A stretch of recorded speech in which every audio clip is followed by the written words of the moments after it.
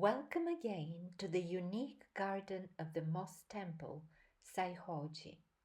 What you see in this story will be your key to understanding Japanese gardens. Because two of the many new symbols the great garden designer Musô Soseki created at Saiho-ji Temple will develop into a new type of garden, the rock one. You should differentiate between a dry landscape garden, kare sansui, and a rock garden, sekitei, although they're not usually distinguished in garden explanations. Dry landscapes were built in Japan since early times. They were gardens without a pond, expressing mountain or valley atmosphere, signifying the so-called mountain village, which became related in Japanese poetry also to amorous longing and romantic ambience.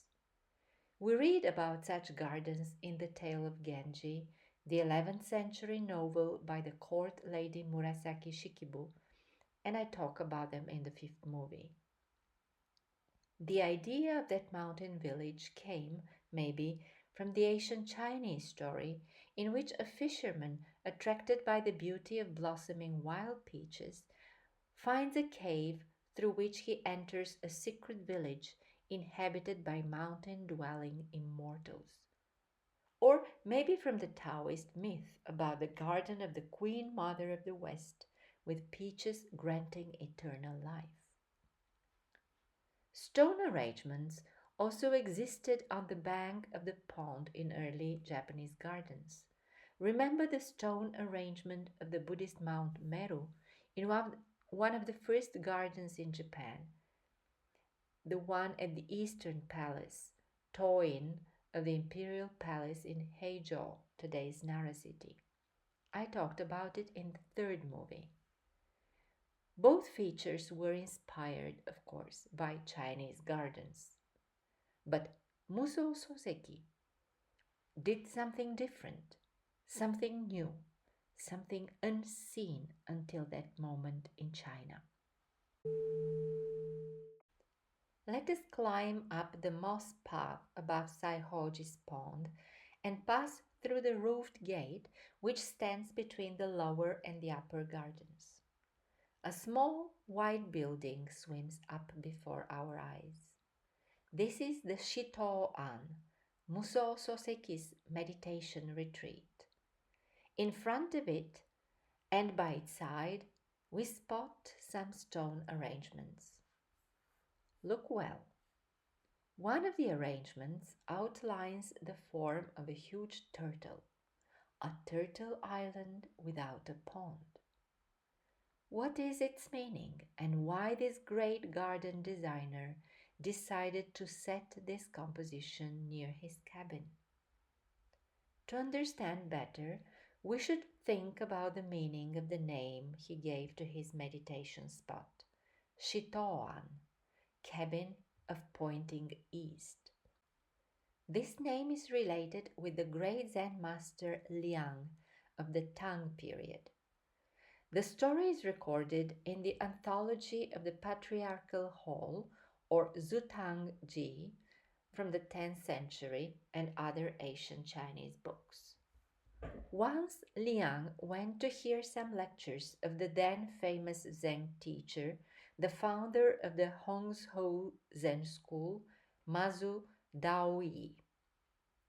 In front of all listeners, Master Mazu asked Liang, "How do you teach the sutras?"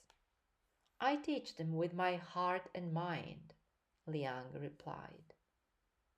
"But the mind is like an actor, and the thoughts of the mind like clowns," pointed Mazu, asking dryly, "How can you be sure you're teaching the right way?" "If you don't use your heart and your mind, how can you teach the difficult doctrine of emptiness?" asked in his turn Liang, and annoyed, turned to leave. "Lecture master!" shouted Master Mazu after him. The instant Liang heard these words, he attained a great enlightenment, and the meaning of everything became crystal clear to him. Lecture master was how the instructors of the students preparing for the governmental exams were called. It came to Liang that the way he had been teaching resembled exactly the authoritative way an instructor taught at school. But Zen had to be different. The teaching had to be attained, not imposed by repetition and logic. With such thoughts glowing suddenly in his head, Liang turned back and profoundly bowed to Master Musô. Then he secluded himself in the western mountains, and nobody ever saw him again. But he became famous all over China as Lecture Master Liang, in Japanese Ryozasu. Now, no less than 300 years after his disappearing, a government official passed through the western mountains in his rickshaw.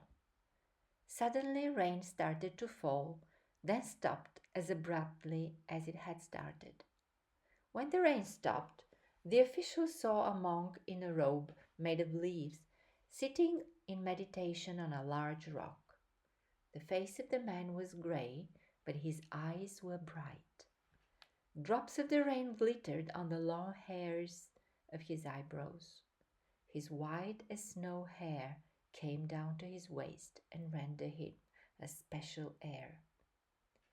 The official remembered the tale that the lecture master had sought seclusion exactly in that mountain.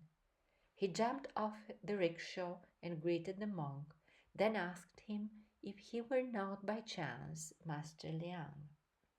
In answer, the monk silently lifted his hand and pointed east. Without thinking, the official turned into the pointed direction where the sky spread fresh after the rain. When he looked back, there was no one on the rock, yet a dry place in its middle reminded that someone had been sitting there during the rain. So maybe it is not by chance that the head of the rock turtle is placed facing east.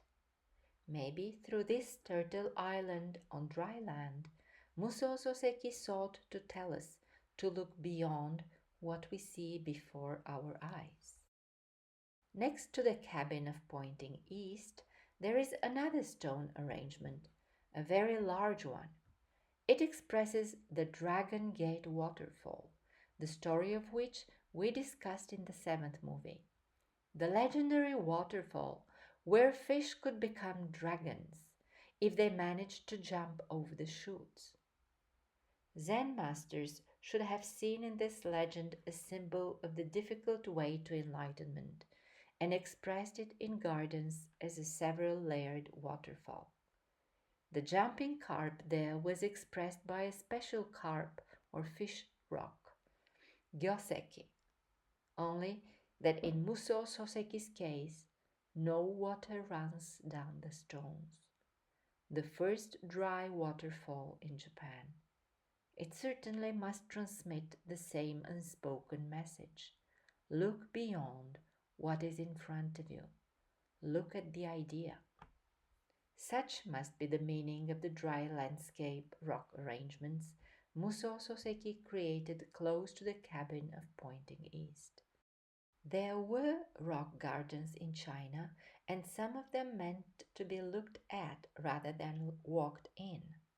But their stones symbolized either the Buddhist Mount Meru or represented the famous twisted, many-holed karstic limestone scholar rocks, gonshi, in Japanese suiseki, the most precious of which, the Taihu stones, came from the foot of Dongting Mountain, close to the lake Tai in Suzhou.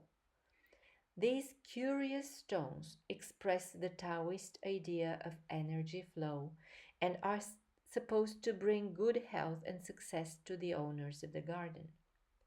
Sometimes they are linked to images such as lion, dragon, and so on, or to mountain landscapes, reminding of Taoist immortals. Yet they do not represent, in China, a turtle island or the Dragon Gate waterfall. But in Japan, thanks to Musô Soseki, they would become the basic elements of a pattern of rock gardens, in which the rocks, the islands of Taoist immortals, stand on gravel, representing the ocean. We will have the chance to see them in different gardens very soon. By then, be well and happy. ナムアミダルナムアミダルナムアミダルナムアミダルナムアミダルナムアミダルナムアミダルナムアミダルナム